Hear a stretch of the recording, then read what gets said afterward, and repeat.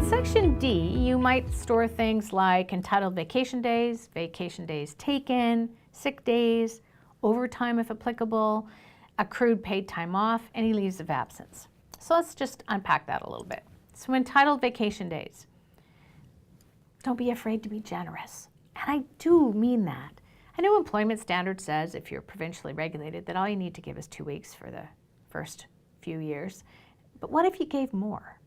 I know there's an organization in town that gave 5 weeks to start. Don't be afraid. Just think, does it fit your culture? What's the kind of environment that you want to create and what time makes sense? Make it clear how many days people are entitled to. Most cases, simply having reconciled pay stubs with accounting speak is not the answer. So sometimes what employers do is it's just on the pay stub, it's a reconciliation of hours that give you an idea of how many hours vacation you have. Employees want to know, do I have 10 days, 15 days? How many have I taken? How many do I have left? How many do I have left and when can I take them? Make that really simple for them. Because otherwise, they're going to keep asking unless you make it clear. Vacation days taken, there's a liability there if you're not tracking it well. So make sure you have a good tracking system. If you don't have something online, I strongly encourage you to do so. There's lots of online systems that you can just pay a per user rate. And it makes it super simple. If somebody wants a vacation, they key it in, it goes to their manager, the manager approves it, and all of a sudden you've got accurate record. If you're not keeping good track of leaves, especially vacation, you could have a big liability on the books for yourself. There's an organization that we worked with who had an employee that was leaving, and they weren't keeping good track of vacation, and he said that he had something like, I don't remember exactly, it was something like 22 weeks of vacation and 180 hours of overtime. But they hadn't really tracked it that well or at all. And so they were then stuck with this liability that unless they could prove otherwise, they were kind of in trouble. So please track it and track it well. Sick days. Ensure you have a clear policy. Consider allowing sick time prior to passing probation. I know you want to wait till probation before you allow people to take sick times or have vacation, and that's okay. If that fits your culture, I'm all for that. And consider doing it right away.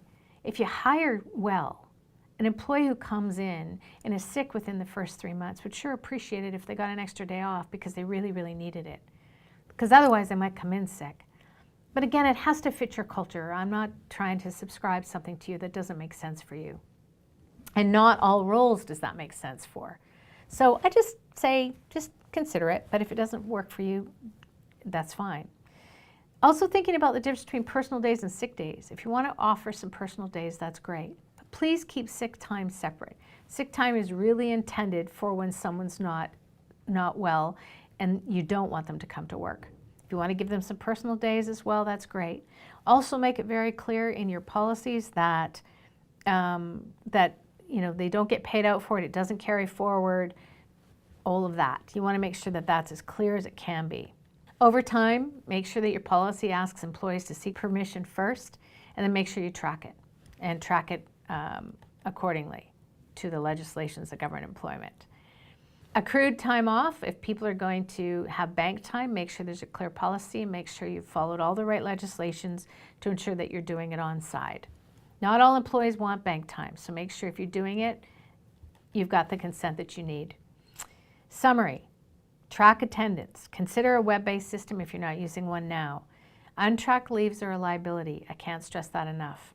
And just to give you a quick example, we were working with an organization, so it affects productivity, and they were manual. They had about 180 employees, and they had a manual process. So an employee wanted vacation time. They'd have to get a piece of paper, they'd fill it out. They'd pass it to so-and-so, who'd pass it to so-and-so, who'd pass it to so-and-so, who'd record it, and it would go back through the chain. It was costing them about $8,000 a month in lost productivity.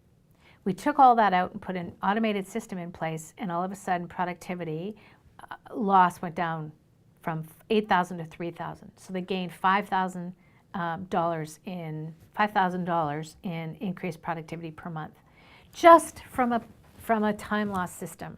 That just from a sick tracking system or a vacation system tracking. Does that make sense? So I can't stress enough how important it is to have really good systems. And the automated ones, I gotta say, are the best that you can, I think are the best, the easiest, the least likely to have errors. Ensure employees take time off each year as well. I know everybody gets busy, but they need to take a minimum of 2 weeks off. But it's also important that they take the time off so that they can come back and be refreshed. This has been an initiative of the City of Penticton's Economic Development Department. And I'm Corey Meadell from the Joda Performance Group.